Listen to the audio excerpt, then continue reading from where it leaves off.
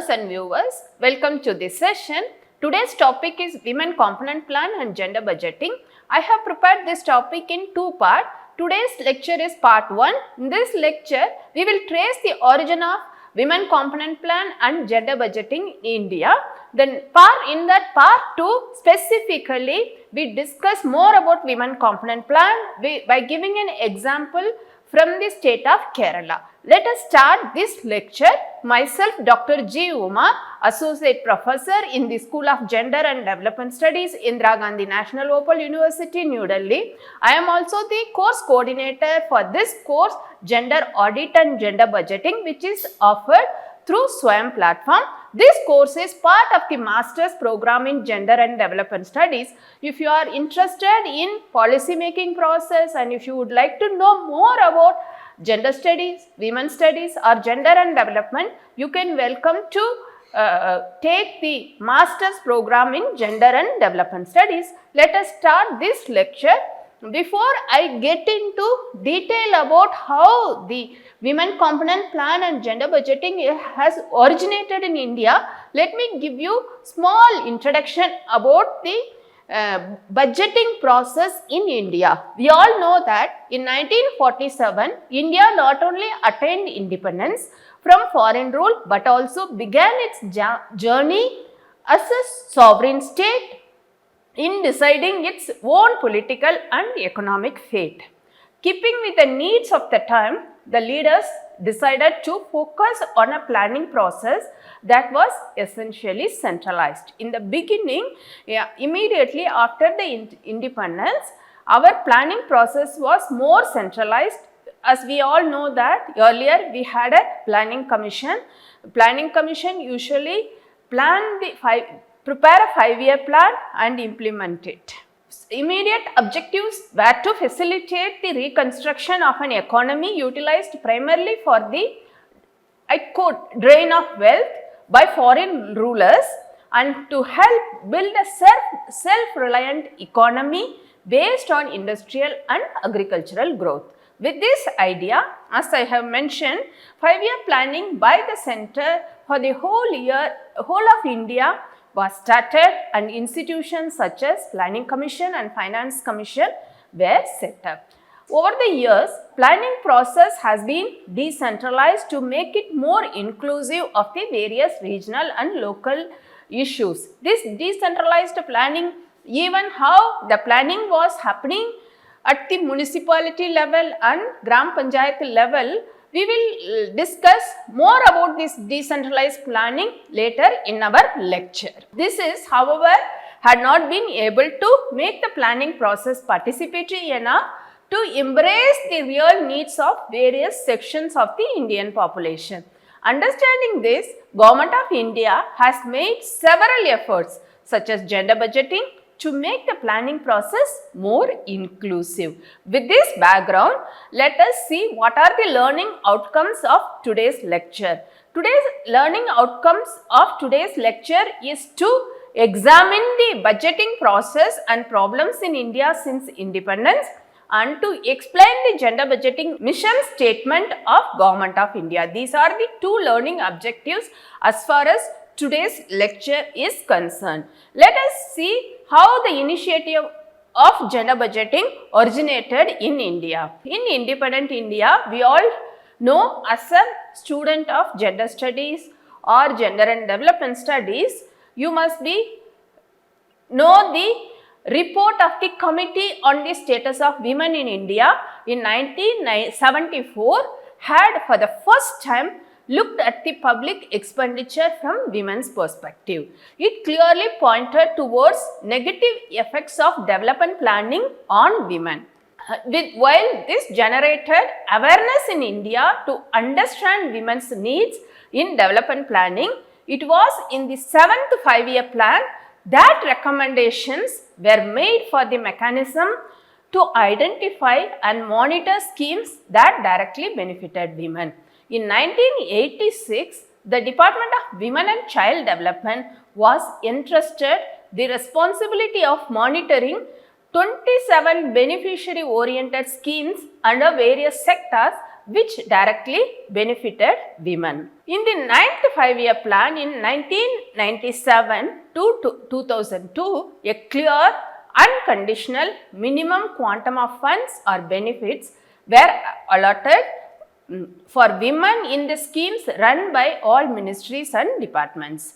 As per the plan, both central as well as state governments were required to ensure that not less than, I quote, not less than 30% of the funds or benefits are earmarked for women under various schemes of the women related ministries and or departments, I unquote. The 10th 5-year plan in the year 2002 to 2007 pointed towards another noteworthy step forward as it called for immediate action in tying up these two effective concepts of women component plan and gender budgeting to play a complementary role to each other and thus ensure both preventive and post facto action in enabling women to receive their rightful share from all the women related general development sectors.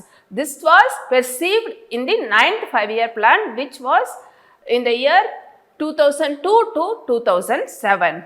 The need for taking up gender budgeting was also recognized in the National Policy for the Empowerment of Women, which was implemented in the year 2001, which observed, I quote, availability of adequate financial, human and market resources to implement the policy will be managed by concerned departments, I unquote, and that this process will include, among other initiatives, I quote, assessment of benefits flowing to women and resource allocation to the programs relating to them through an exercise of gender budgeting, I unquote. These are the two significant initiatives taken in the national policy for the empowerment of women. One is that in the national policy for the empowerment of women 2001, it has clearly stated that it is important to provide adequate financial, human and market resources to implement the policy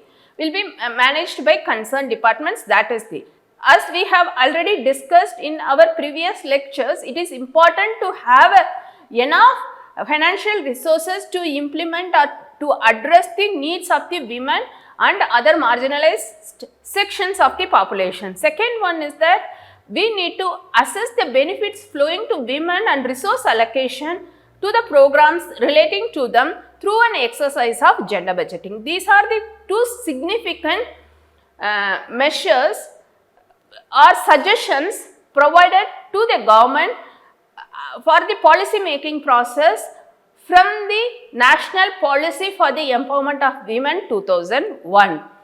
All this resulted in the Department of Women and Child Development leading the initiative for gender budgeting at the central government level. One of the important initiatives towards this was the commissioning of the gender budgeting study to the National Institute of Public Finance and Policy. This resulted in the spurt of activities relating to gender budgeting. For an example, I could able to quote a very significant example, that is the economic survey for 2000 to 2001 included the section of gender inequality in the chapter on social sector. The annual reports of the Department of Women and Child Development started giving space to the gender budgeting analysis of the union budget by the National Institute of Public Finance and Policy. These are the significant initiatives taken towards the gender budgeting process in the 2000 to 2001.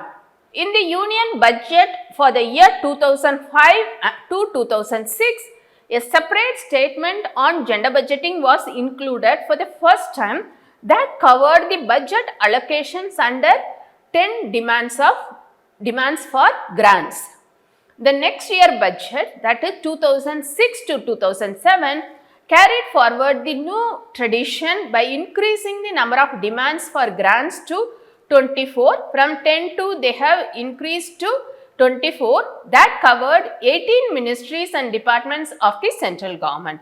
This has been followed by the Department of Women and Child Development conducting workshops on gender budgeting at the national and state levels.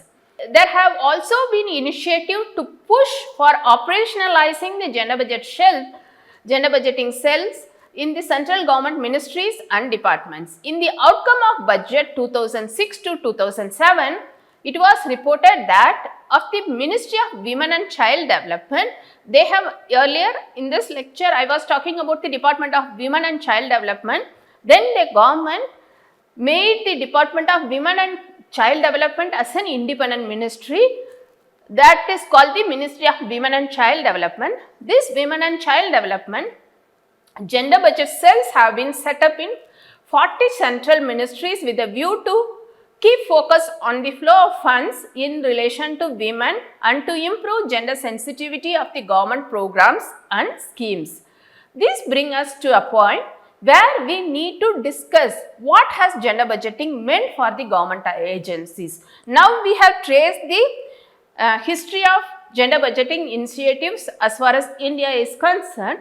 Now let us see what has gender budgeting meant for the government agencies. In the initial years, gender budgeting was primarily seen as the statistical exercise that sought to establish a substantial amount of resources allocated for women in the union and state budget. However, gender budgeting today is being perceived as a mandate to examine various aspects of the budget from a gender budgeting. There is a more initiative as far as gender budgeting process is concerned. Initially, it is considered as it's a mere statistical exercise. Usually, they collect the data and they see that certain program, how much the women have benefited, how much the men have benefited.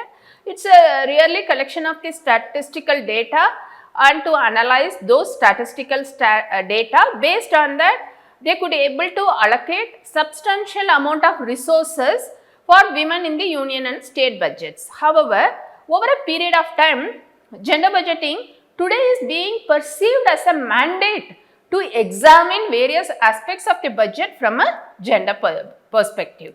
This includes public policies.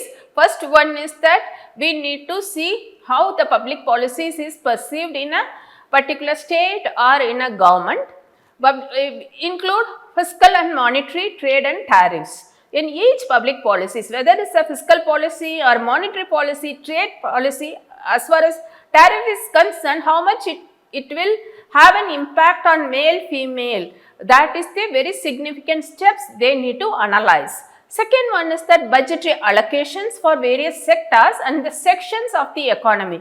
For example, allocation in the social sector for education and health, how much it has allocated. Before it allocating, the government ministries or departments, they used to collect this gender segregated data. Based on that gender segregated data, they need to analyze the impact of certain government policies and programs on men and women. If there is, as far as health sector is concerned, if the women could not able to access health facilities, they need to analyze the reasons for not accessing health facilities. Basically, if they don't have an access to primary health center, or if they don't have a transportation facilities to reach district level hospitals or other hospitals, certainly the government need to improve the transportation facility, as well as they need to expand the primary health centers within the range of the 3 kilometers or 2 kilometers, or the government needs to establish a primary health center in each and every gram panchayats, and they need to ensure that they could able to appoint adequate doctors and other paramedical health workers, as well as they need to at least they need to establish certain facilities in each health centers, that then only the women could able to access those health facilities. Then the government could able to reduce the maternal mortality rate, child mortality rate, as well as infant mortality rate, and they could able to address the health issues of whether it's a health of the health of the girl child or women's health.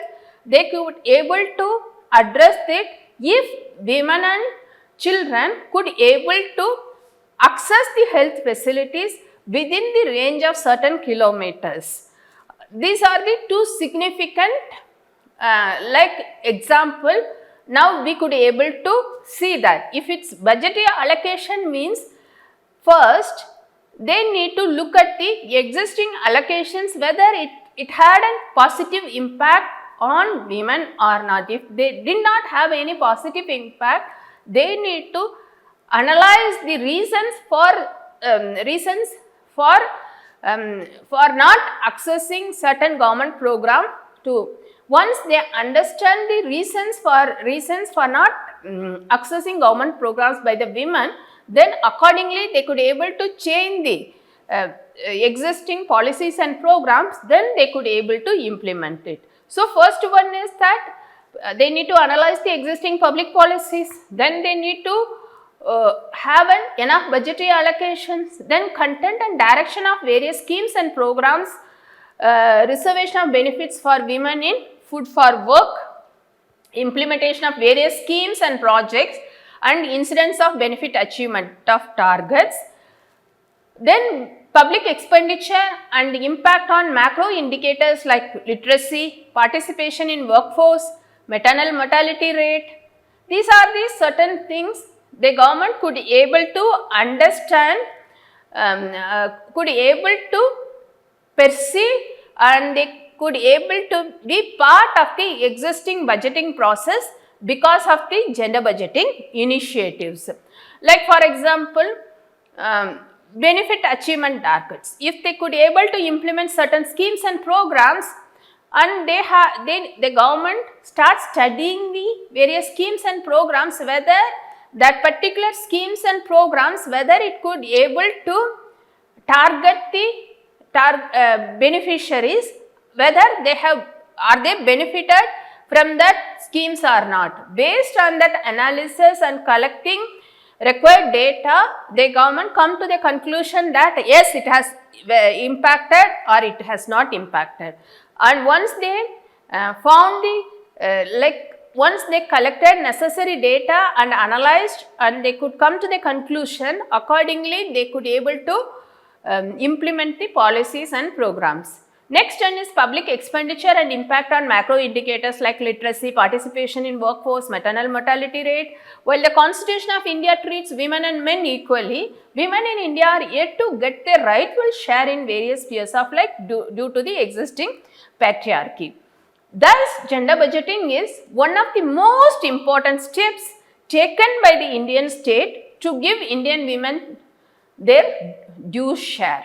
As the term suggests, gender budgeting implies planning for development with the eye on gender differences. Taking gender seriously means looking at the fact that men and women have a different needs owing to the differences in their social roles and responsibilities. This is very important. Due to the existing role differences in the society, their needs also differ. According to their needs, the government has to make required policies and programs to address men and women's needs. So, gender budgeting is the very significant tool to address the needs of the male and female in the budgetary process or in the budget. At the national level, this implies recognizing women's sensitive and vulnerable positions that led to specific kinds of economic and social needs. This necessitates a planning process and a planning exercise that acknowledges the differential needs of women and allocates funds for that. This is variously called as gender budgeting or gender sensitive budgeting or gender responsive budgeting or women budget. It is called in different names in different countries. As far as India is concerned, we called it as gender budgeting. Thus, gender budgeting is a dissection of a government budget to establish its gender differential impacts and to translate gender commitments into budgetary commitments. Thus, gender budgeting looks at the government budget from a gender perspective to assess how it addresses the needs of women in the areas like health, education, employment and various sectors. This is very important. In this sense, gender budgeting is not merely an accounting exercise, but is a perspective. Gender budgeting, it calculates the share of women in national funds. B, assess the impact of government programs on women. C, allocation of funds for women specific schemes and programs. Finally, gender audit of the budget. This is very important. It is not a negative action in the sense that it does not mean that men should be kept away from budget. We all must understand that it is not, gender budgeting is not about preparing a separate budget for women or men. It doesn't mean that men should be kept away from budget. It also does not mean that there should be a separate budget for women. Rather, it should be seen as an affirmative action that aims at addressing specific needs of women and thereby making the budgetary exercise a national document that does justice to all its citizens. This is very important. Learners, you must understand that it is not a negative action and it doesn't mean that men should be kept away from the budget. It should be seen as an affirmative action that aims at addressing specific needs of women and thereby making the budgetary exercise a national document that does justice to all its citizens. Ministry of Women and Child Development has adopted budgeting for the gender equity as the mission statement for this initiative and has drawn up broad framework of activities that would constitute action area for gender mainstreaming. It was decided like you could able to see this picture in this slide. This picture clearly shows that how from policy to outcomes the gender budgeting is prepared. For example, first is that policy formulation and policy statement. Policy formulation is a process, policy statement is it's a product. Then policy appraisal, gender appraisal. Like when we given the policy statement, certainly the government will clearly give the statement that why do they need to prepare a gender budgeting, as well as they give rationale for preparing the gender budgeting by providing required data collected from the field. Second one is that if you look at that, budget compilation is the process. Every year government will prepare a budget. So, budget compilation is the process, budget is the product. In this exercise, you could able to see that budgeting for gender equity. When the government is very sensitive towards the gender issues, certainly whenever they prepare a budget every year, that budget certainly will address the gender equity. In this next one is that statement, policy formulation, policy statement.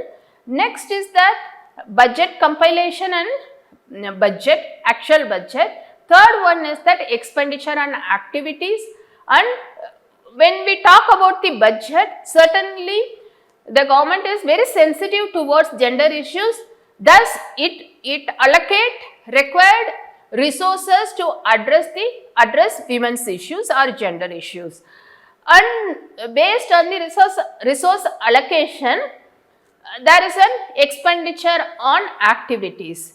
Thus, based on the resource allocation and expenditure of activities, the outcomes. The outcome is a product. Once they implemented gender budgeting, then comes as a gender audit. We will have a separate lecture on gender audit and its significance. Like we could able to define what is gender audit and the process of gender auditing in a separate lecture. Thus, if you look at this gender budgeting process from policy to outcomes, one could able to draw a conclusion that first it starts with policy formulation, finally it is an outcome. Based on that outcome, we need to do the auditing whether the policies or programs, whatever the government has implemented at the grassroots level, whether it had a positive impact on the women or not, that is called, that will be done through the gender auditing process. This picture or diagram clearly shows the gender budgeting process, the process of gender budgeting from policy to outcomes. This picture is drawn from the Ministry of Women and Child Development. They have adopted this picture, budgeting for the gender equity, as the mission statement for this initiative, and has drawn up a broad framework of activities that would constitute action area for gender mainstreaming. This is what we need to understand that. Mission statement budgeting for gender equality, clearly they will give the broad framework of activities, quantification of allocations of resources for women in the union, states and local administration budgets and expenditure thereof, refining and standardizing methodology and development of tools, trend analysis, analysis of change in pattern, shift in priorities in allocation across clusters of services, variations in allocation of resources and actual expenditure and adherence to physical targets. Gender audit of policies of the government, whether it is a monetary policy or fiscal policy or trade policy at center and state levels, that is also part of the mission statement.